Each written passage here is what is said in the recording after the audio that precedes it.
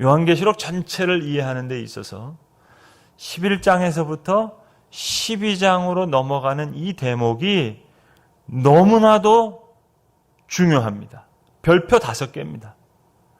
이 대목을 이해하지 못하면 요한계시록 전체를 이해하기가 힘듭니다.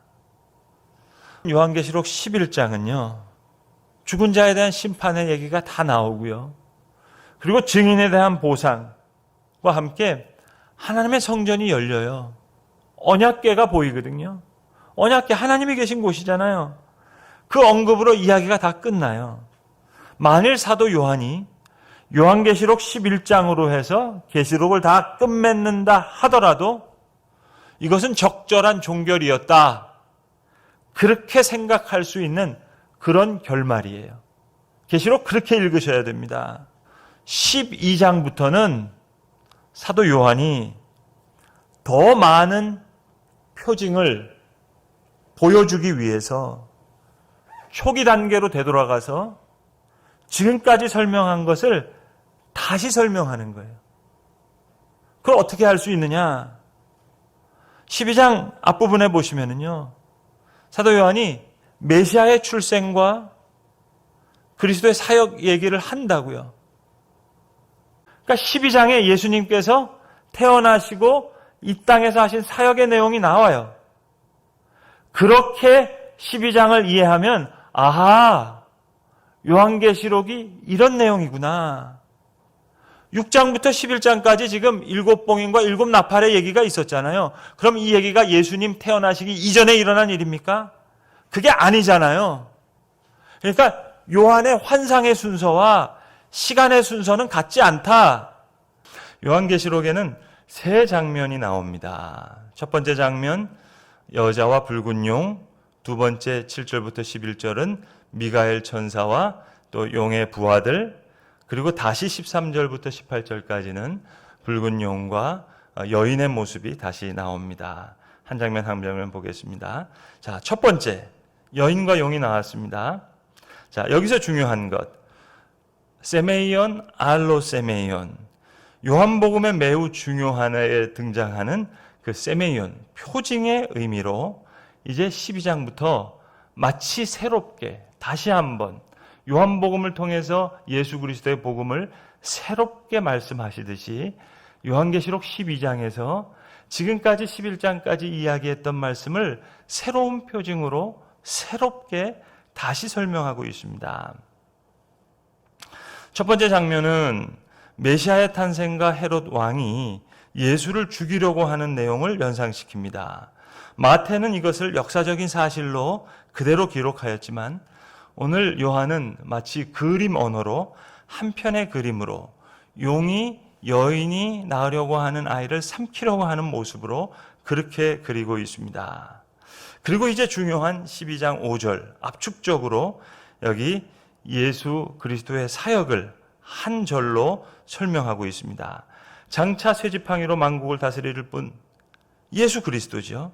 그가 이제 이 땅에서 사역을 마치고 아기는 하나님께로 곧 그분의 보좌로 이끌려 올라갔습니다.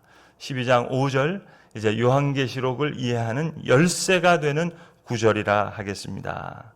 자, 바로 여기 이 시점에서 요한계시록의 내용적인 순서와 시간과의 관계에서 문제가 발생했습니다. 그럼 이 여인을 누구로 이해할 것이냐? 우리 신학적인 추론을 해야 되는데 두 가지 대표적인 해석이 있는데 동정녀 마리아로 해석하는 해석입니다. 이건 카톨릭에서 좋아하는 해석입니다만 우리 개신교에서는 이 여인을 교회로 해석을 합니다. 그래서 개신교에서는 이 12장의 여인을 교회로 해석하는데 그러면 이 해석은 과연 그러면 교회가 예수를 낳았는가 하는 문제를 안고 있습니다.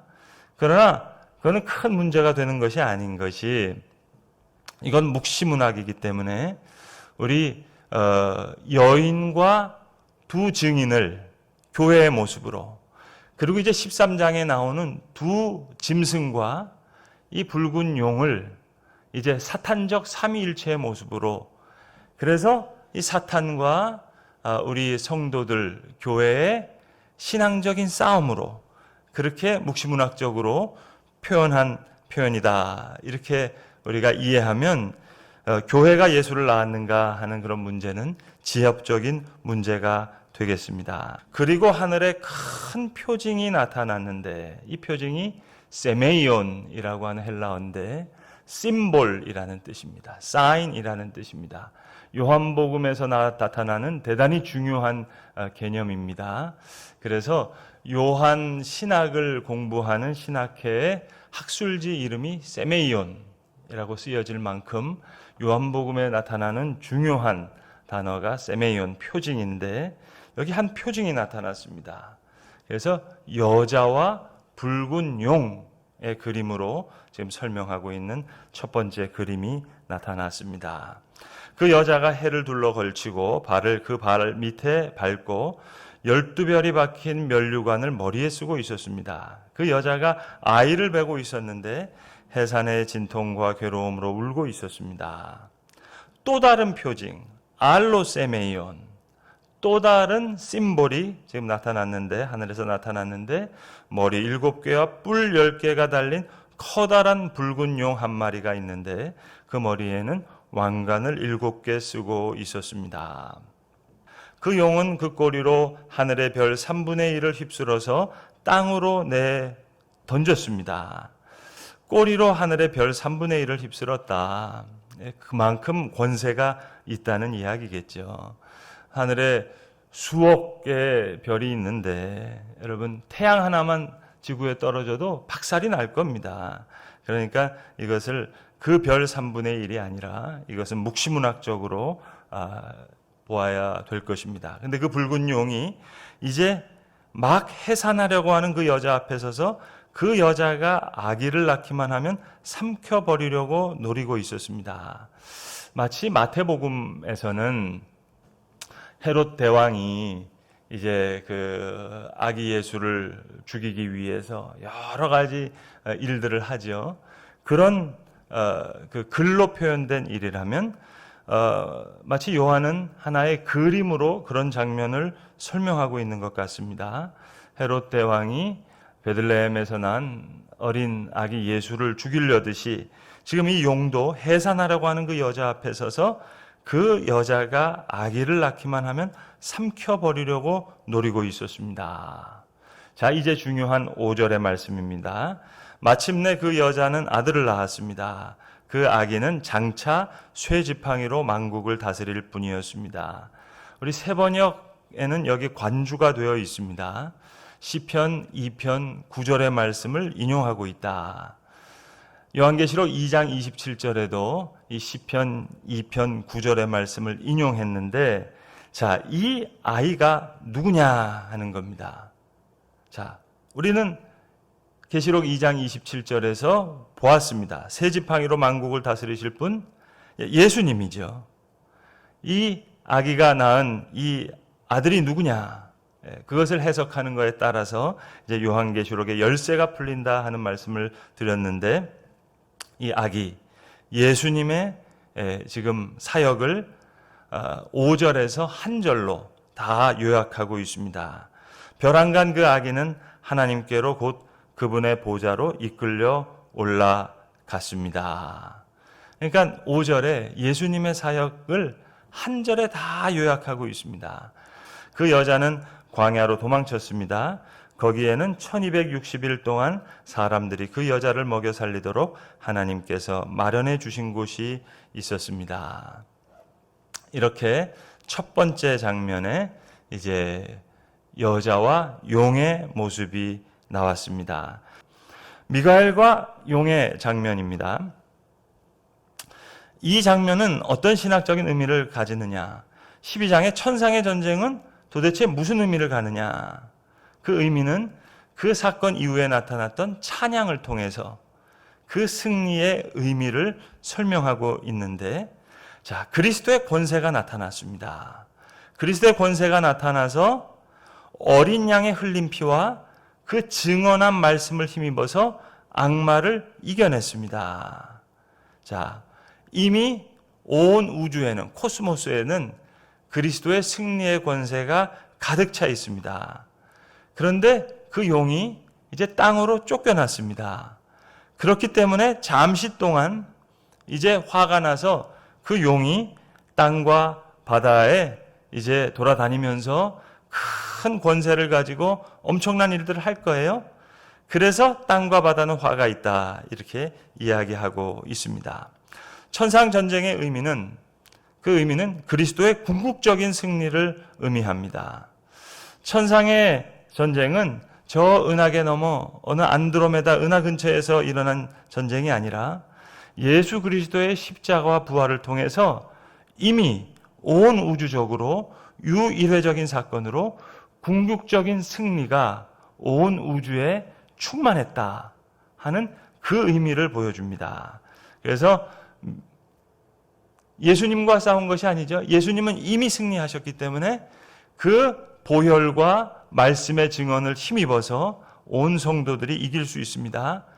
그 하나의 세메이온 표징을 미가엘이 이제 그 붉은 용을 이기는 장면으로 설명드렸습니다. 그래서 이 12장의 두 번째 장면은 예수가 궁극적인 승리자이고 사탄은 궁극적인 패배자임을 나타내는 그런 의미가 있다 하겠습니다.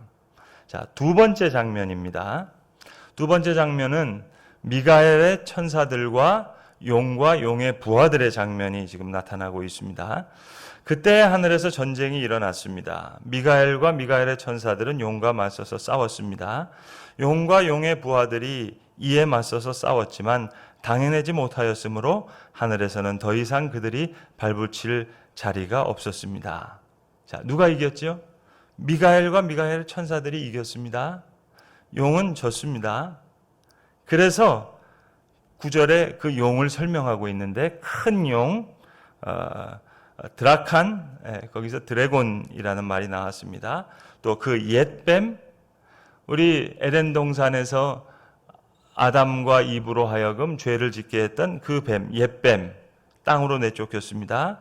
그 큰 용은 악마라고도 하고 디아블로스라고도 하고 사타나스라고도 하는데 온 세계를 미혹하는 자입니다. 그 용의 부하들도 그와 함께 땅으로 내쫓겼습니다. 사탄이 땅으로 내쫓겼습니다. 그때 내가 들으니 하늘에서 큰 음성이 이렇게 울려 나왔습니다. 그러면서 이제 찬송이 시작되는데 요한계시록의 찬송의 의미는 이 사건이 어떠한 의미를 가지느냐 하는 것을 설명하는 그런 역할을 하고 있습니다. 이제 우리 하나님의 구원과 권능과 나라가 이루어졌고 하나님이 세우신 그리스도의 권세가 나타났습니다. 우리의 동료들을 헐뜯는 자, 우리 하나님 앞에서 밤낮으로 그들을 헐뜯는 자가 내쫓겼습니다. 헐뜯는 자, 디아블로스라고 하는 악마라는 뜻이 뜻을 달리하는 겁니다. 디아블로스. 그래서 예전 성경에는 이간질하는 자들, 그렇게 악마로 디아블로스를 번역했는데 지금 이 동료들을 헐뜯는 자, 이 사탄이 하나님 앞에서 밤낮으로 그들을 헐뜯는 자가 내쫓겼다. 이제 사탄이 졌습니다. 우리 동료들은 어린 양의 흘린 피와 자기들이 증언한 말씀을 힘입어서 그 악마를 이겨냈습니다. 어린 양의 보혈을 통해서 또 증언한 말씀을 힘입어서 악마를 이겼습니다. 그들은 죽기까지 목숨을 아끼지 않았습니다. 그러므로 하늘아, 그리고 그 안에 사는 자들아 즐거워하여라.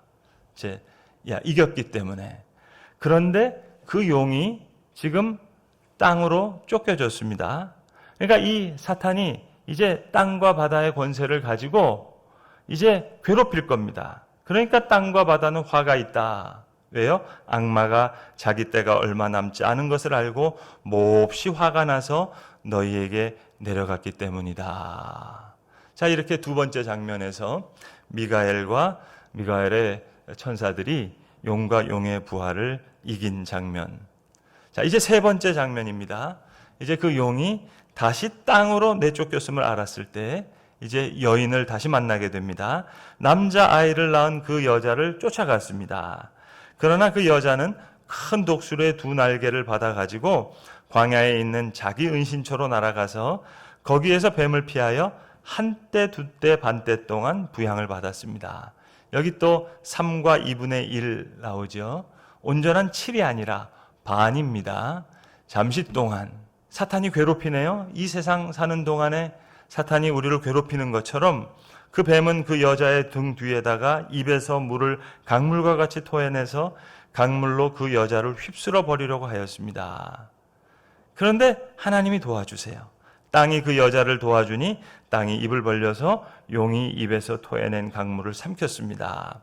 그래서 그 용은 그 여자에게 노해서 그 여자의 남은 자손 곧 하나님의 계명을 지키며 예수의 증언을 간직하고 있는 사람들과 싸우려고 떠나갔습니다. 오늘 이 땅에 사는 성도들이 사탄과 싸우면서 살아가죠. 그때 용이 바닷가 모래 위에 섰습니다. 이제 세 번째 장면입니다. 여자와 용. 자, 사탄의 명칭 네 가지로 설명했죠. 큰 용으로, 옛 뱀, 디아블로스, 이간질하는 자, 성령은 하나 되게 하죠. 사탄은 이걸 분리시킵니다. 디아블로스, 그리고 사타나스. 그때에 너희는 그 가운데 행하여 세상 풍조를 따르고 공중 권세 잡은 자를 따랐으니, 이게 에베소 2장 2절에 나오는 말씀입니다. 이 말씀을 우리가 오해해서 공중의 권세 잡은 자, 사탄이 엄청난 권세가 있는 것으로 오해를 하지만 여기 나오는 공중이라는 헬라어는 에어로라는 뜻입니다. 이 에어, 이 공중에 코스모스, 온 우주에는 이미 그리스도가 승리했습니다. 그런데 잠시 동안 이제 그 용이 싸움에서 졌기 때문에, 천상의 싸움에서 졌기 때문에 땅으로 쫓겨났습니다. 이제 잠시 동안 공중 권세 잡은 자로서 이제 엄청난 맹활약을 할 겁니다. 지금 불순종 아들들 가운데서 역사하는 영으로서 이제 역사를 하게 될 것입니다. 그러니까 우리는 사탄과 싸워야지요. 그러니까 온 우주에 충만한 예수 그리스도의 궁극적인 승리와 사탄의 공중 권세 잡은 자라는 표현은 서로 상충되지 않습니다. 이 사탄은 이제 잠시 동안 공중의 권세 잡은 모습으로 이제 계시록 13장부터 등장할 겁니다. 어마어마한 장면으로, 666과 같은 그런 아이콘의 장면으로. 그러나 사탄은 궁극적인 패배자로서 일시적으로 공중의 권세를 잡은 자일 뿐입니다. 따라서 공중 권세 잡아라는 표현 때문에 온 우주가 사탄의 권세 아래 있다고 생각하는 것은 성경을 잘못 해석한 것입니다. 자, 그러면 사탄은 지금 어디 있습니까? 큰 용, 곧 옛뱀은 땅으로 내쫓겼습니다. 그래서 이 땅에서 미혹하는 영으로 그 부하들과 함께 이제 권세를 가지고 잠시 동안 이 바다와 땅에서 맹활약을 할 겁니다. 자, 사탄을 땅으로 내쫓겼기 때문에 우리 성도들은 사탄과 더불어 이 세상에서 살아야 됩니다. 그래서 우리가 살아가는 이 세상은 믿음과 죄악이 공존하는 세상입니다. 그래서 필연적으로 우리는 사탄과 마주칠 수밖에 없고, 우리를 이간질하고 우리를 미혹하는 그 사탄과 싸워서 이겨야 되는 그러한 지금 현실 속에 살아가고 있습니다. 지금 사탄의 심리 상태는 어떠죠? 미가엘에서 지고 땅으로 내쫓김을 받았기 때문에 지금 여자에게 노해서 또 예수의 증언을 간직하고 온 사람들과 싸우려고 땅으로 떠나갔습니다. 그리고 이제 용이 바닷가 모래 위에 섰습니다. 그리고 이제 13장에는 사탄적 삼위일체가 나타나서 바다에서 나오는 짐승, 땅에서 나오는 짐승이 엄청난 권세를 가지고 이제 성도들을 괴롭히는 이야기들이 이제 13장부터 진행되게 되겠습니다. 자, 이제 13장을 읽겠습니다. 붉은 용과 함께 두 짐승이 사탄적 삼위일체를 이루고 있습니다. 자, 1절부터 읽겠습니다. 나는 바다에서 짐승 하나가 올라오는 것을 보았습니다. 바다에서 올라오는 짐승, 그 뿔이 10개와 머리 7이 달려 있었는데 그 뿔 하나하나에 왕관을 쓰고 있었고 그 머리 하나하나에 하나님을 모독하는 이름이 붙어 있었습니다. 붉은 용을 이미테이션하고 있네요. 근데 하나님을 모독하는 이름이 붙어 있었습니다. 내가 본 그 짐승은 표범과 비슷한데 그 발은 곰의 발과 같고 그 입은 사자의 입과 같았습니다. 그 용이 자기 힘과 왕위와 큰 권세를 이 짐승에게 주었습니다. 그 머리들 가운데 하나는 치명상을 입은 듯 했습니다. 그러나 그 치명적인 상처가 나으니 온 세상은 놀라서 그 짐승을 따라갔습니다. 여기 첫 번째 짐승은 어떤 정치적인 하나의 큰 세력을 보여주는데 여기 중요한 본문이 하나 나왔습니다. 치명상을 입은 듯 했는데 그 치명적인 상처가 나았대요. 그러니까 온 세상은 놀라서 그 짐승을 따라갔습니다. 여러분, 북한의 김정은이 핵을 가지고 있습니다. 우리 무섭죠? 근데 만약 그 김정은이 아니라 마치 김일성이 다시 태어나서 김일성이 부활해서 나타난 사람이다 하면은 후덜덜덜덜 더 떨리겠죠. 여기 마치 치명상을 입었는데 치명적인 상처가 나왔대요. 그래서 온 세상이 놀라서 그 짐승을 따라갔습니다. 용이 그 짐승에게 권세를 주니 사람들은 그 용에게 경배했습니다. 또 그들은 누가 이 짐승과 같으랴, 누가 짐승과 맞서 싸울 수 있으랴 하고 말하면서 그 짐승에게 경배했습니다. 그 짐승은 큰 소리를 치며 하나님을 모독하는 입을 받고 42달 동안 활동할 권세를 받았습니다. 여기 또 3년 반이 나오네요. 잠시 동안. 벌써 천상에서는 게임 오버입니다. 다 졌습니다. 그런데 땅으로 쫓겨나서 잠시 동안 3년 반 동안 활동할 권세를 받았습니다. 많은 사람들이 여기 지금 짐승에게 경배를 하고 있네요. 그래서 요한계시록은 어린 양을 따를 건지 아니면 이 짐승을 따를 건지 어느 쪽을 경배할 건지 그걸 요구받고 있습니다. 그래서 계시록 우리가 서론에서 말씀드렸듯이 우리 성도들은 이제 중간지대가 없어져요. 한쪽을 선택하게 되어 있습니다. 그런데 밑에서 볼 때는 7자랑 6자랑 비슷하게 보여요. 이 짐승이 입을 열어서 하나님을 모독하였는데 하나님의 이름과 거처와 하늘에 사는 이들을 모독했습니다. 그 짐승은 성도들과 싸워서 이길 것을 허락받고 모든 종족과 백성과 언어와 민족을 다스리는 권세를 받았습니다. 그래서 엄청난 지금 권세를 받아서 활동하고 있습니다. 그러므로 땅 위에 사는 사람 가운데서 죽임을 당한 어린 양의 생명책에 창세부터 이름이 기록되지 않는 사람들, 생명책에 기록된 사람들은 괜찮습니다. 그런데 그 이름이 기록되지 않는 사람들은 이 짐승에게 경배합니다. 따라서 귀가 있는 사람들을 들으십시오. 우리는 순교하면서 이제 신앙을 지켜야 되겠죠. 순교적인 신앙을 가지고 사로잡혀 가기로 되어 있는 사람이면 사로잡혀 갈 것이고 칼에 맞아서 죽임을 당하기로 되어 있는 사람이면 칼에 맞아서 죽임을 당할 것입니다. 여기에 성도들의 인내와 믿음이 필요합니다. 우리는 사탄과 싸우면서 예수 그리스도를 따르는 그 신앙을 지켜나가야 됩니다. 자, 이렇게 지금 짐승에게 절을 하도록, 경배하도록 지금 붉은 용이 애쓰고 있습니다. 두 번째 짐승이 나타납니다. 11절부터. 나는 또 다른 짐승 하나가 올라오는 것을 보았습니다. 두 번째 짐승은 땅에서 올라왔습니다. 첫 번째 짐승은 바다에서 올라와서 어떤 정치적인 그런 세력으로 나타났는데 두 번째 짐승은 어떤 종교적인 세력의 모습으로 보이기도 합니다. 자, 어린 양처럼 뿔이 둘이 있고 어린 양 비슷하게 염소처럼 뿔이 둘이 있어요. 용처럼 말을 하였습니다.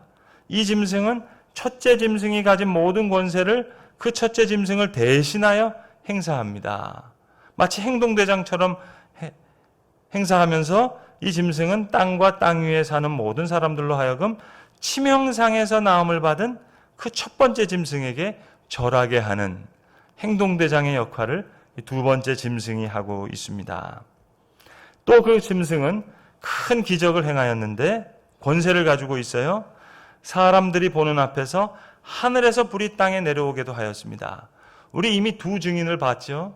거기 두 증인에도 엘리야와 모세의 모티브에서 봤듯이 엘리야가 하늘에서 불을 내려오게 하는 두 증인의 권세도 있었고, 모세는 물을 피와 같이 하게 하는 권세가 있었는데, 이 짐승도 아주 큰 권세가 있네요. 그리고 그 첫째 짐승을 대신해서 행하도록 허락받은 그 기적들을 믿기로 해서 이간질하고 있습니다. 유혹하고 있습니다. 땅에 사는 사람들을 미혹하였습니다. 땅 위의 사람들에게 칼에 맞아서 상처를 입고서도 살아난 그 짐승, 첫 번째 짐승이죠. 그 짐승을 위하여 우상을 만들라고 지금 두 번째 짐승이 말하고 다닙니다. 그리고 둘째 짐승이 능력을 받아서 첫째 짐승의 우상에게 생기를 넣어주고, 지금 비슷하게 얘기합니다.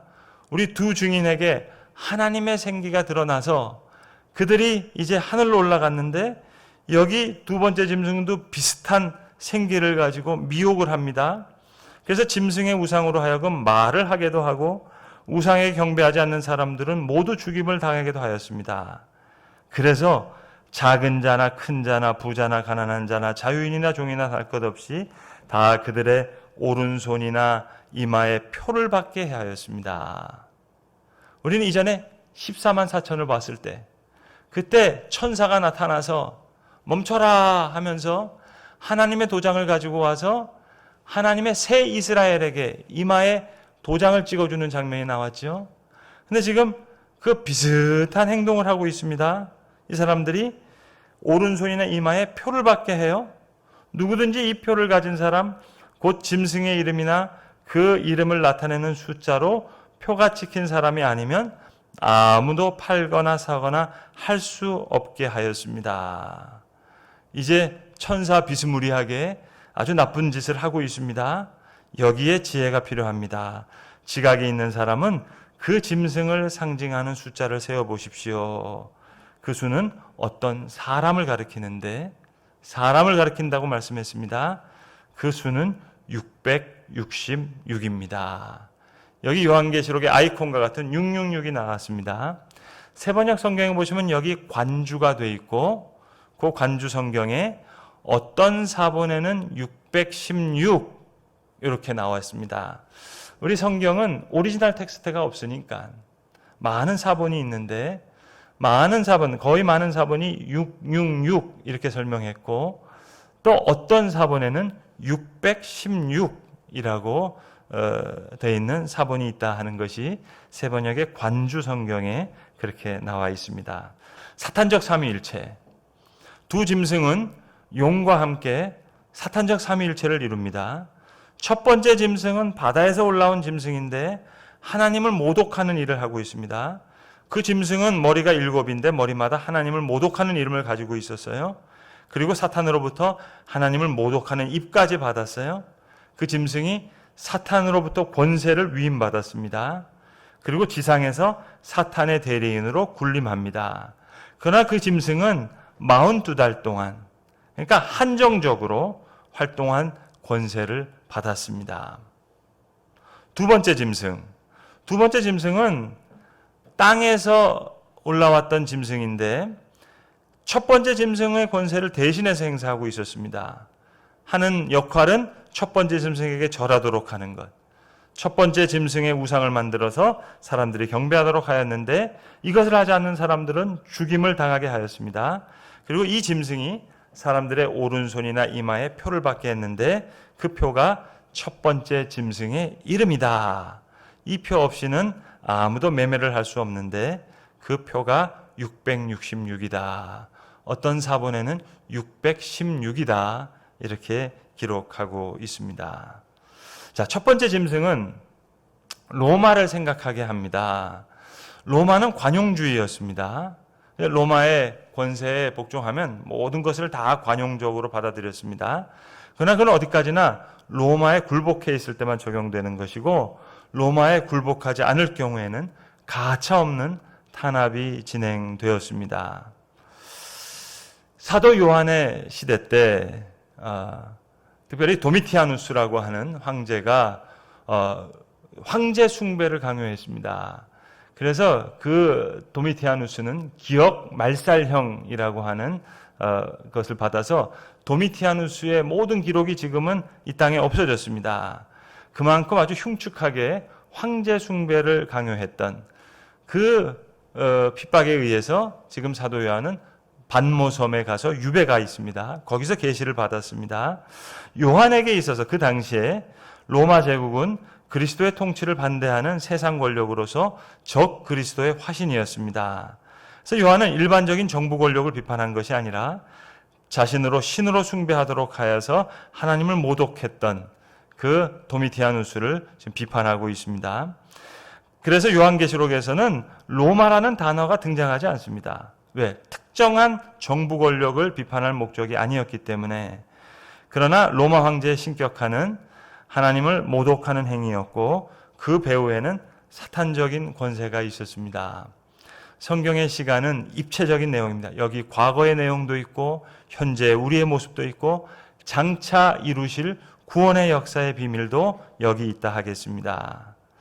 자, 그리고 이제 두 번째 짐승을 지칭하는 본문이 계시록 16장, 19장, 20장에 보시면 용과 짐승과 거짓 예언자로, 또 19장에서도 거짓 예언자로, 20장 10절에서도 악마와 짐승과 거짓 예언자의 이름으로 나타나고 있습니다. 거짓 예언자들, 로마 황제의 숭배만 보더라도 이건 황제 혼자서 할 수 있는 일이 아니죠. 지방 행정관의 손으로 추진되었을 것이고, 그리고 거짓 예언자와 같은 종교 세력들도 이에 합세했을 겁니다. 이와 같은 정치적인 하부기관들을 요한계시록에서는 두 번째 짐승으로 심볼처럼 그렇게 표현하고 있습니다. 세메이온, 표징입니다. 두 번째 짐승이 수행한 역할은 뭐였죠? 첫 번째 짐승의 우상에게 생기를 넣어주어서 이제 그 우상에 경배하는 사람들을 이제 괴롭히고 죽임을 당하게 하는 그런 역할을 했습니다. 마지막으로 666을 좀 정리하고 넘어가겠습니다. 666이라는 수는 완전수인 7에서 하나 적은 수로 게다가 4번 반복했기 때문에 가장 불완전함의 상징입니다. 그런데 땅에 사는 사람들이 바라볼 때는 공중의 권세 잡은 자, 온 우주에 승리하신 하나님, 이게 확실히 다른데 비슷하게 보입니다. 마치 공중 권세 잡은 자가 온 우주를 지배하듯이 큰 권세를 가지고 임하는 것 같이 보입니다. 그래서 우리는 선택을 해야 됩니다. 6이 3번 반복되는 것은 붉은 용과 바다에서 올라오는 짐승, 땅에서 올라오는 짐승이 사탄적 삼위일체를 이루는 장면과도 조화를 이룹니다. 요한은 그것을 사람의 수라고 얘기했는데, 곧 사람의 이름의 수라고 제창했는데, 사도 요한 당시에는 어떤 사람의 이름을 부르는 그 알파벳 모두의 수를 더하는 방법은 익히 알려져 있는 방법이었습니다. 우리가 쓰고 있는 지금 아라비아 숫자는 12세기에 이르러서 우리가 쓰고 있는 숫자입니다. 로마 시대만 하더라도 알파벳으로 글자와 숫자를 모두 표시했는데, 모든 알파벳에는 고유한 숫자가 부여되어 있어서 당시 사람들은 글자를 보면 언제든지 숫자로 환산할 수가 있었습니다. 그래서 이 이름의 철자를 숫자로 환산했을 때 그 합계가 666 혹은 616으로 되는 가장 유력한 사람은 네로 황제입니다. 네로, 카이사르, 시저, 짜르 다 같은 뜻이죠. 여기에 히브리 철자를 뽑으면, 히브리 철자는 모음이 없으니까 자음만 있습니다. 그 자음 네로 카이사르, 여기 N은 움직이는 N입니다. 우리가 플라톤이라고 하죠. 원래 이름은 플레이토입니다. 우리가 필론이라고 합니다만 원래 이름은 필로입니다. 그러니까 플라토라고 얘기해도 되고 플라톤이라고도 얘기해야 되는데, 네로 시저, 네론 시저, 이 숫자를 다 합하면 666이 됩니다. 움직이는 중간 n을 떼면은 616입니다. 그래서 666과 616을 모두를 만족시키는 이름은 네로 황제뿐입니다. 여기서 이제 요한계시록의 주석서를 보시면 이 개념이 나오는데, 네로 레디비브스. 네로 레디비브스. 이 말을 한국말로 번역하면 어떻게 되느냐? 악명 높은 네로가 살아서 다시 돌아왔어요. 덜덜덜덜 떨리는 거죠. 치명상을 받았는데 치명상에서 나음을 입었대요. 그런 모티브가 여러 번 나왔습니다. 도미티아누스가 지금 엄청난 핍박을 일으키고 있는데 도미티아누스가 아니에요, 저건. 죽은 네로가 살아 돌아온 거예요. 악명 높은 네로가 살아서 다시 돌아왔어요. 그래서 여기 12장에 네로 레디비부스 그 의미가 개념이 나오고 있습니다. 그래서 666, 616 이렇게 이해해야 되는데 자, 이번 시간에 우리 대단히 중요한 본문을 보았습니다.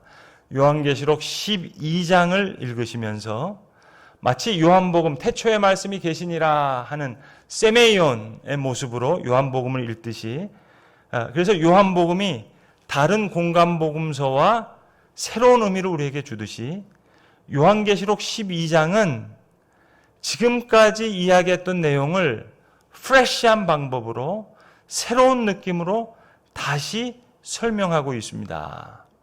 그래야 요한계시록의 순서와 역사적인 순서가 일치하지 않다 하는 그 비밀을 우리가 알 수 있습니다.